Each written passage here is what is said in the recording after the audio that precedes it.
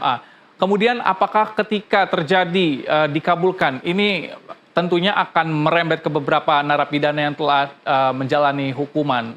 Dan dari saksi ataupun juga keterangan yang telah disampaikan di sidang pertama sampai dengan sebelum PK, ini akankah mengetahui bahwa adanya peradilan yang sesat begitu, Prof. Hipnu?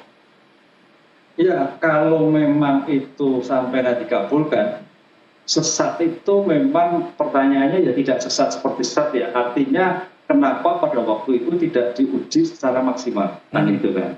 Ada satu kekurangan, ada suatu keliruan, misalkan kaitannya dengan BAP tidak dilakukan sebagai saintifik ketika itu, ya. Kenapa sebabnya kan itu tidak. Jadi di sini saya kira tidak sesat atau tidak sesat ya. Makanya untuk menghindari sesat tadi, PK ini sebagai bentuk yang luar biasa. Tapi khusus saya katakan, bukan sebagai enam. Tadi saya katakan, sebagai bentuk pertanggungjawaban itu individu, bukan suatu kelompok. Karena dakwaan dari situ penyertaan yang kita dengar tadi.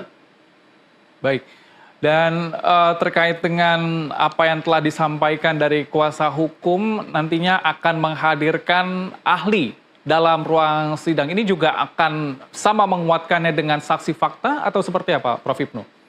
Ya, saksi ahli itu adalah saksi yang menguatkan. Tapi kita harus paham, dalam menilai suatu saksi, dalam menilai ahli, kalau saksi itu mengikat. Tapi ahli itu tidak mengikat. Hakim bisa menerima, bisa tidak. Kan itu, karena ahli itu hanya menjelaskan sebagai bentuk sekunder yang tidak melihat perkara, tapi menjelaskan adanya suatu perkara. Tapi tidak melihat suatu perkara, tapi menjelaskan suatu perkara yang terjadi, yang berkaitan dengan syarat atau bukti asas tentang pemeriksaan ketika itu.